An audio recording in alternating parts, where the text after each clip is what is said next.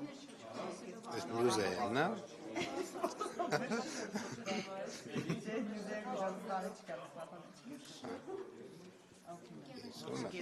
իմ սիրելի TV-ինքն է։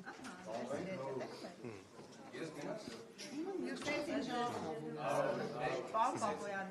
դուք ավելի վաղ ասել եք, որ եթե մենք չլինենք իշխանության, թրիփներ չի լինի, բայց դրանից հետո Նիկոլ Փաշինյանը ուղիղ հայտարարեց, որ Իրանում ստեղծված իրավիճակը ժամանակավորապես Միացյալ Նահանգների հետաքրքրությունները փոխել է եւ հիմա նրանց այսպես հետաքրքրությունը այլ տեղ է։ Հիմա թրիփի հետ կապված ոչինչ չկա։ Կարող դուք էլ չլինեք իշխանության։ Մենք կլինենք, թրիփն էլ կլինի։ Այսինքն ժամանակավորապես այս դադարը ինչի մասին է խոսում։ Թրիփ կլինի, քաղաքացիական պայմանագիրն էլ կլինի։ Բայց կարող է խնդիրները չեն ստեղծվել։ Երկուսն էլ կլինեն։ Բայց ամեն դեպքում հիմա ժամանակավոր դադար է, այսինքն Միացյալ Նահանգների հետ Ամեն ինչ էս պլանավորման գնում է, արգելի գործընկերներ, հա, հասկանալի է, կա խնդիրներ այդ մասով, բայց ես կարծում եմ, որ եւ հուսով ենք բոլորս, որ հակամարտություն ամեն դեպքում քաղաքական բարձր հայտարարությունները Միացյալ Նահանգներից նվազագույն նրա մասին է, որ գործընթացը ինչ որ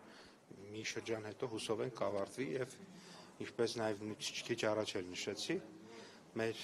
ռազմավարական գործընկերը եւ մեր բարեկամ հարևան երկիրը ի վերջո կհասնեն համաձայնության։ Այսինքն իրենց կողմից վստահություններ են հնչել, որ շարունակվի գործընթացը, թե դա լավատեսական է ձեր կողմից։ Ես կարծում եմ, որ մենք մեր օրակարգով պետք է շարժվենք, աշխարհում միշտ էլ տարբեր տեկտոնական շարժումներ կարող են լինել, բայց եթե մենք մեր ճիշտ ճանապարհով շարժվենք, մենք միշտ այդ ընթացքում զբաղված կլինենք կարկանդակ ուտելով եւ ոչ թե խառնված կլինենք այլ բաների մեջ, եւ սա էլ մենք մեր թրիփը կսարքենք, մեր հյուսիս-հարավը կսարքենք։ Մենք մեր գործերի վրա ենք կենտրոնացած։ Կղզյակ չենք մենք ունենք տարածաշրջանում պատերազմ մեր անմիջապես հարևանության։ Մենք չենք կարող այդ ամեն ինչից անմաս մնալ եւ ինչպես դուք եք ասում կարկանդակ։ Ես Իրանից կատնամթերքի բուք։ Մենք կարկանդակ ուտում ենք։ Հենց հիմա էլ հանգիստ ուտում ենք, այնպես որ այս քաղաքականությունը շատ ճիշտ է եւ մենք մեր գործերի վրա պետք է կենտրոնանանք։ Մինչ իշխանությունը անհոգ կարկանդակ է ուտում, միջին խավը սոցիալական խնդիրների է բախվում, առաջին անհրաժեշտության ապրանքներն են թանկացել, ձուն, կարակը, կարտոֆիլը, հացամթերքը, հացաբուլկեղենը, ինչ անեն այն մարդիկ, որոնք մի քանի միլիոն պարգևավճար չեն ստանում եւ չեն կարող կարկանդակ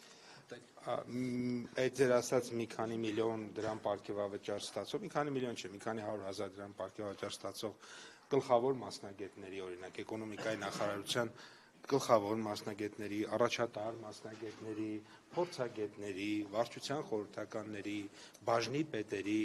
վարչության պետերի եւ այլ պաշտոնյաների աշխատանքի արդյունքում Հայաստանի Հանրապետությունում 7.2% տնտեսական աճ է արձանագրվել, որի հետևանքով օրինակ կառավարությունը կարողացել է անվճար բժշկական ապահովագրություն ստեղծել, որի հետևանքով օրինակ ձեր նշած խավը, ասենք ենթադրենք 30 կամ 50,000 դրամ բժշկական դեղեր առնելու փոխարեն այդ գումարը կուղի իր կյանքի բարելավմանը 10,000 դրամ կենսաթոշակն է ավելացել, 10,000 դրամ հետ վճարով 20,000 դրամ կուղի իր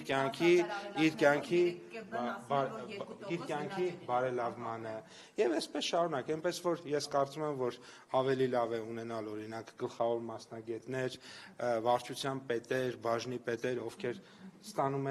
չեն ստանում 200,000 դրամ աշխատավարձ, այլ ստանում են 400,000 դրամ աշխատավարձ եւ կարողանում են այնպիսի երկիր կառուցել, որտեղ մարդիկ գնում են ոչ թե տուն են վաճառում, որ 3 միլիոն դրամով կարողանան իրենց ծնողի վիրահատությունը անեն, այլ պետությունը անվճար անում է։ Իսկ ձեր հարցի պատասխանը արդյոք քաղաքացիները կգնահատեն թե չէ, հունիսի 7-ի երեկոյան դուք կտեսնեք, դուք եք ճիշտ, թե մենք։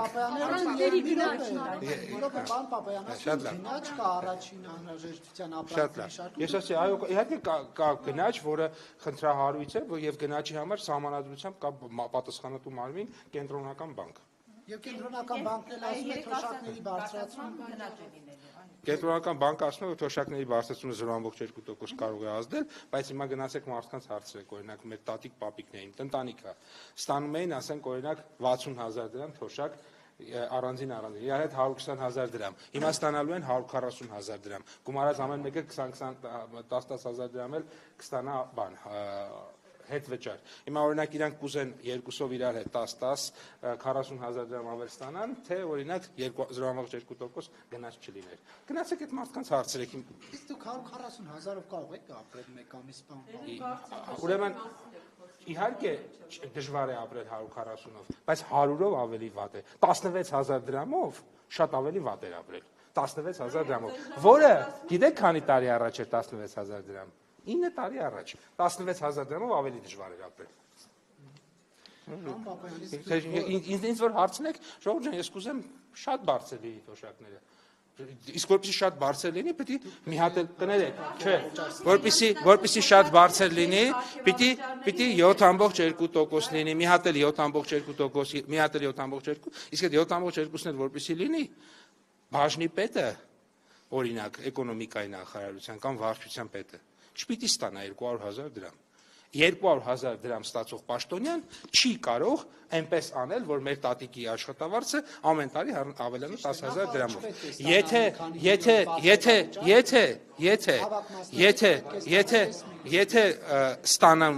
Եթե ստանում են 400,000 դրամ, եթե ստանում են 400,000 դրամ, ապա լավ են աշխատում, պրոֆեսիոնալ մասնագետներ են հավաքվում, արդյունքներն էլ լավն են լինում, մեր 600,000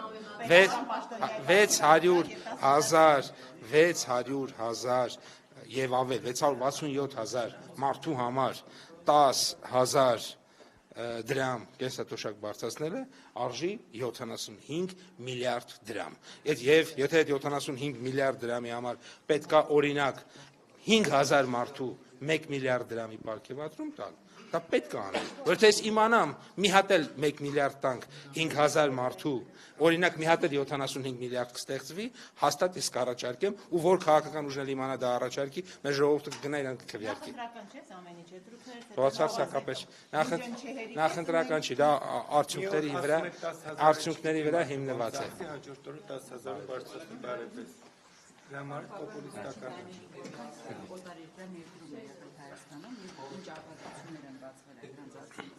Տեսեք, օտարերկրյա ներդրումները նախ 25-ի թիվը դեռ չի հրապարակվել, վիճակագրության կոմիտեն է հրապարակում, պետք է ընդհանուր ամփոփեմ, որպեսզի կարողանամ, եթե թիվը չկա, չեմ կարողանա ասել, բայց մեր մոտ հիմա այս պահին մի քանի, ես ուղղակի խոշոր ներդրումային պրոյեկտներ ասեմ, որոնք որ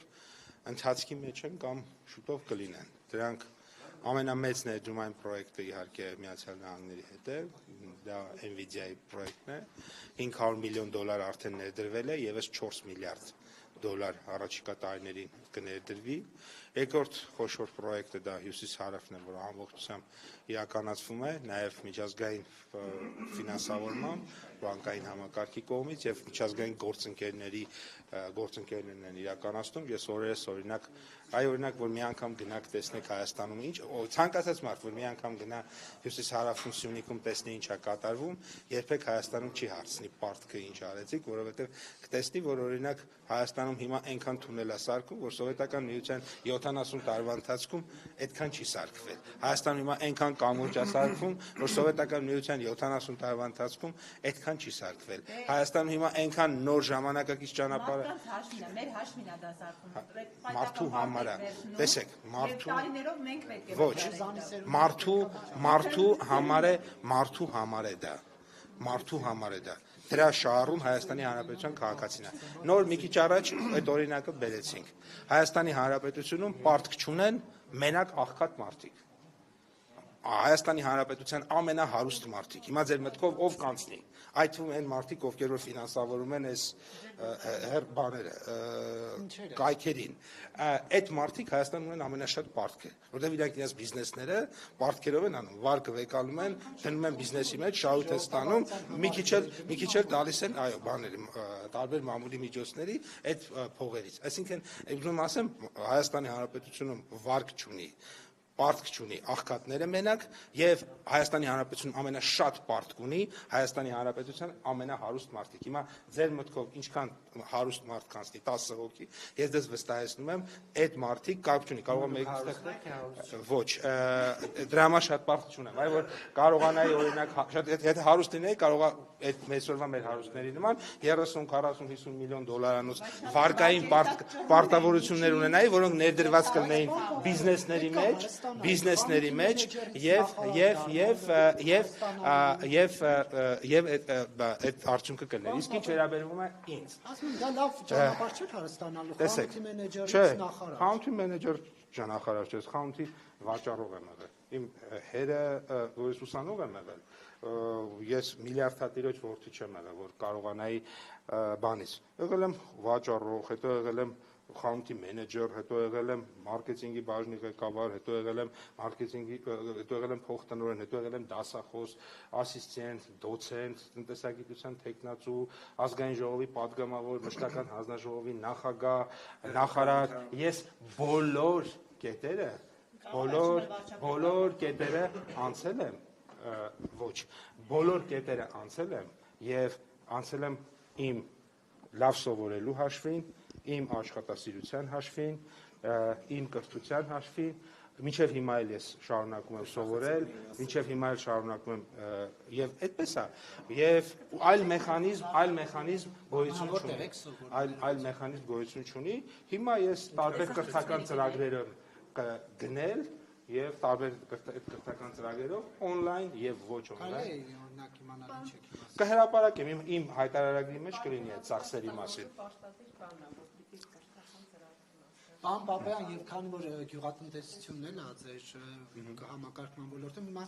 քանի որ այս սեզոնը արդեն ջերմոցներում աշխատանքներ անելու շրջան է, մարդիկ օրինակ Կոթայքի մարզում մտավախություն ունեն, ասում են ծաղիկները դնենք, հիմա ծախսը անենք, աճի, բայց ասում են նախորդ տարի տեսանք, որ արտահանման խնդիր կար։ Հիմա այս ռիսկերը կառավարման ինչ մեխանիզմներ կա, ներողություն, ռիսկերը կառավարման ինչ մեխանիզմներ կան, որ գյուղացին Ինչպես անցած տարի արտահանվել է ծաղիկը այնքան ինչքան որ եղել է, այս տարի էլ կարտահանվի։ Եվ գյուղատնտեսական բայց տեսնում ենք, ներողություն տեսնում ենք, որ օրինակ Արմավիրի ճանապարհին Էջմիածնի մոտ այդ ակցիան էին։ Դուք ակցիան տեսնում եք, գնում եք ակցիան լուսանկարում եք, ձեր համար ռեպորտաժ եք սարքում, ձեր գործը անում բրցնում եք։ Այդ ակցիայից հետո մենք հարցը լուծում ենք, միլիոնավոր տոնաներով, հատերով արտահանումը գնում է, հետո ոչ մեկը դրա մասին չի խոսում։ Հայաստանում մի վարքյան, թողեք խոսեմ, Հայաստանում չկա հարց, որը դուք գնացել եք, նկարվել եք,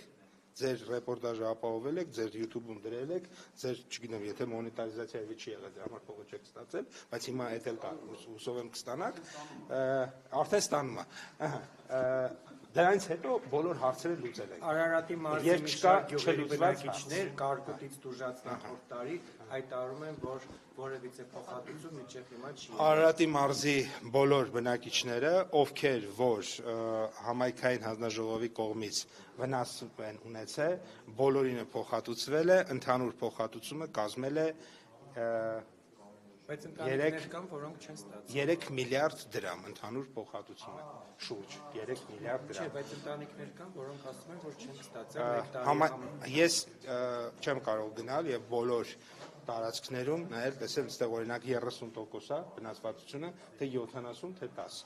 Կա հանձնաժողովը ասում է, որ այստեղ կա օրինակ 50% կամ 45% վնասվածություն, դրան համապատասխան փոխհատուցում։ Այսինքն, եթե բնակիչները անձամբ դիմեն ձեզ, փաստացի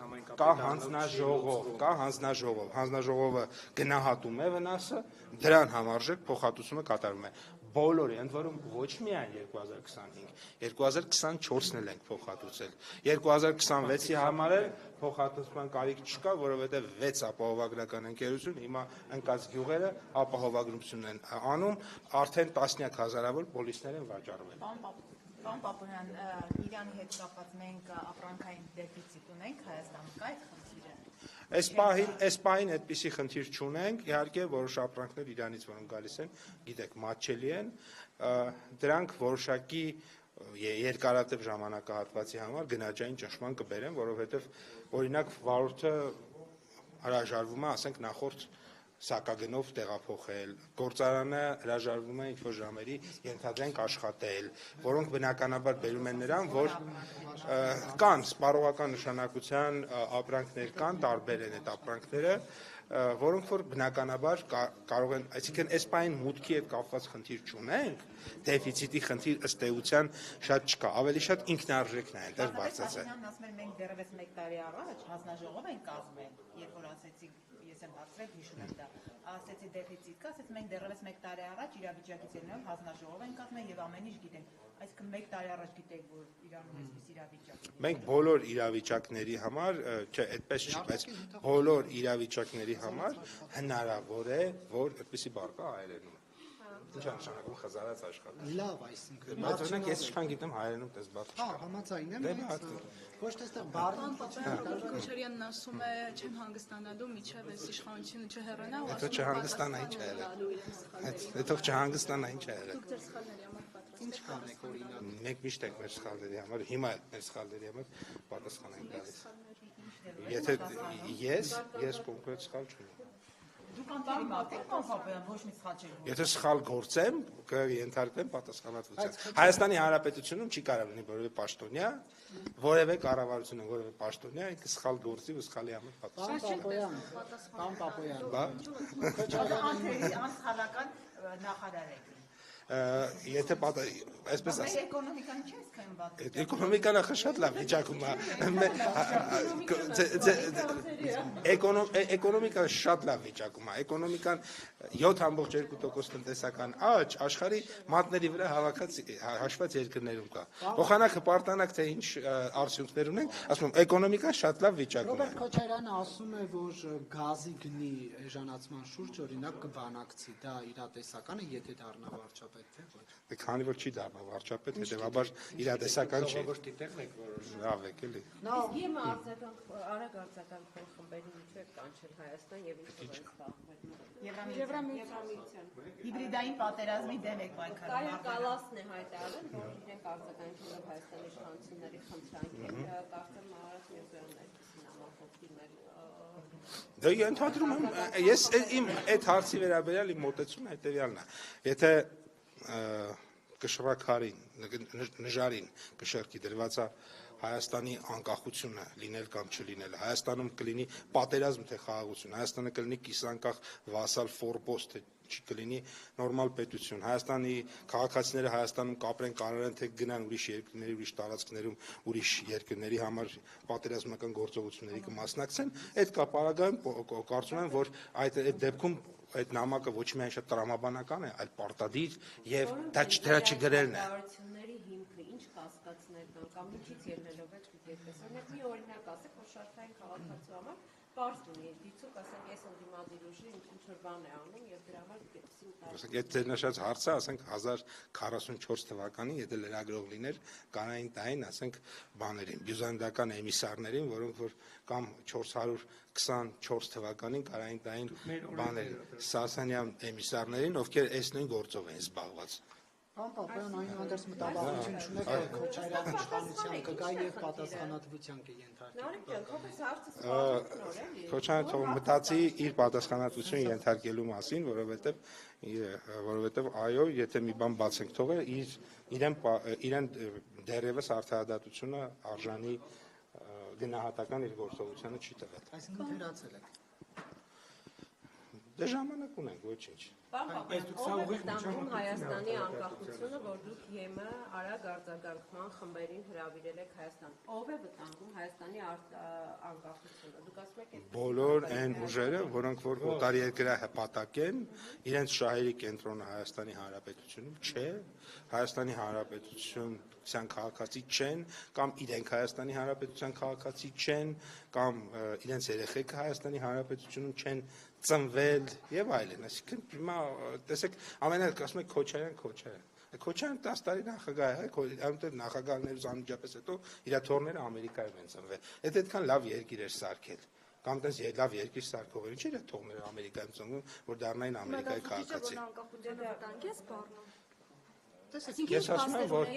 ասում եք, որ անհրաժեշտ որը կա, որ որևէ ընդդիմադիր գործիչ կա, որ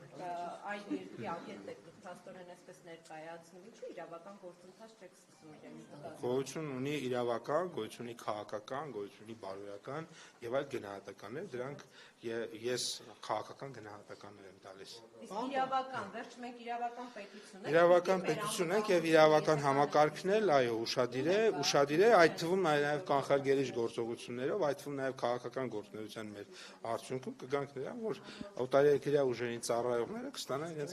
իրենց արժանի տեղը հունիսի 7-ի ընտրությունների արդյունքում։ Պապայան, իսկ ձեր կուսակցական տուրերը ինչ միջոցներով եք կազմակերպում, որովհետև մտավախություն կա, որ դրանք իրականացում են պետբյուջեի հաշվին։ Պետբյուջեի որ տողի հաշվին։ Օրինակ տեսեք Նիկոլ Փաշինյանի Կուսակցության միջոցներով։ Այսօր տեղից են մինավզները։ Կուսակցության նվիրատվությունների։ Չէ, բայց այստեղ պետության մասնակցությունն էլ այնուհանդերձ ենթադրում եմ կա, որովհետև վարչապետին ուղեկցող անվտանգության աշխատակիցները, պետական այդ մեքենաները, այդ օրերին կուսակցությունը չի ֆինանսավորում։ Դեռևս 20 տարի առաջ Հայաստանի Հանրապետությունում օրենք ընդունվել, որտեղ Հայաստանի Հանրապետության վարչապետը չի կարող, ուղղակի իրավունք չունի, նստի մենակով ավտոբուս ու գնա ակետից բկեր, գիտեք, իրավունք չունի, եւ այն մարդիկ, ովքեր որ իր հետևից, եթե չքշեն այդ մեքենան, կդատապարտվեն, հասկանում եք, դες պետք բան է։ Այսինքն ամեն դեպքում այս քարոզարշավին պետական ֆինանսավորում որ մասով կա, ճիշտ է։ Ասեցի չկա պետական Չէ, ֆինանսավորում։ անվտանգությունը, մեքենաները։ Ագելի գործընկերներ, հիմա այդ նույնն է, որ ասենք դուք հիմա պետական ֆինանսավորմամբ հարցազրույց եք վեկալում, գիտեք ինչի։ Գտնեք այս լույսը որ վառվում է, պետական բյուջեից է, պետական բյուջեի աջակցությամբ TV5-ը եւ Factor TV-ն ու 24 News-ը հարցազրույց են վերցնում։ Դա նույնն է, պարոն Պապայան, դա տարբեր բաներ։ Հավատացեք,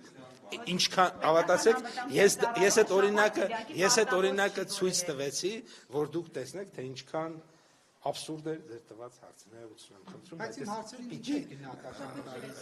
Պապան, հիմա փաստորեն դուք Ես չէ որ կանչել եք, որպեսզի աջակցեն ձեզ եւ ընտրություններին դուք հաղթանակ տանեք։ Եվ բոլոր գործողությունները դիմադրողի կարող է ներկայացվել որպես անկախության սպառնալիք եւ կանոնավոր։ Յեմը գործընկերները այստեղ են, որպեսզի մեր անկախությանը, ինքնիշխանությանը եւ Հայաստանի ապագայում մեր խաղաղությանը վնասող ու խաթարող որևէ գործողություն չհասնի հաջողության։ Որովհետեւ ձեր օրոքները եղել պատերազմ, դուք եք դրսից մարդիկ բերում եւ անկախությունը վտանգում եք։ Մենք մեզ ոչ էմիսարներ են պետք, ոչ մենք գիտենք ումից ենք քվե ուզելու։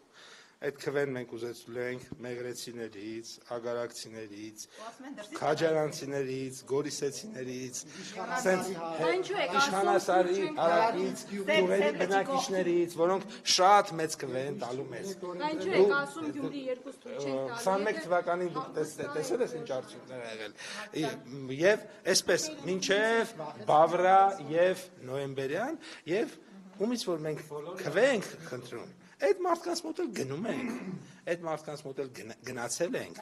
այդ մարդկանց մոտ էլ գնալու ենք, առանց Եվրամիության էլ գնալու ենք։ Այդտեղ Եվրամիության հետ կապված միակ բանը, ինչքան գիտեմ, այդ ավտոբուսն է, որը արտադրվել է Եվրամիության երկրներից մեկում, բայց տարիներ առաջ։ Հիմա ինչի՞ց եք անհանգստացած, պարոն Պապոյան, որ ասում եք Գյումրի 2 թուղթ չենք տալու, ինչպես թույլ չեք տալ, ինչի եք անհանգստացած։ Դուք եք ասում, մտնում եք Ռուբեն Ալեքսանյանը ամենօրյա ռեժիմով եթեր է մտնում, ասում եք Ես Գյումրի 2 չգիտեմ, գիտեմ Էջմիածին 1, որը լինելու է Հայաստան 3, հեղափոխություն 3։ Դուք մեծամասնություն չեք փոշիացված ձայնը դուք անցաք։ Այդպես չի։ Մի երկրորդ տեղ է որ իշխանել։ Չէ, հիմա ժողովուրդ, ասեք այդ նույն տրամաբանությամբ ասեմ դե գիտեք բանա։ Մենք էլ Գյումրիում զբաղեցրել էինք առաջին տեղը։ Ես ձեր քվեով այդ հույսը ունեմ, Ռուզաննա ջան։ Ձեր քվեով։ Դուք ամենաշատն եք մեզ ընտրելու, որովհետև այս process-ի շահառուն այս ազատ մամուլն է, որ ինչ ուզում անում է, ինչ ուզում խոսում է ու ես վստահ եմ այս ազատ մամուլի ներկայացուցիչները թաքուն ամենաշատը իրանք են մեզ քվեարկելու։ Ամենաշատն եք մեզ թաքուն քվեարկելու, չեք ասում,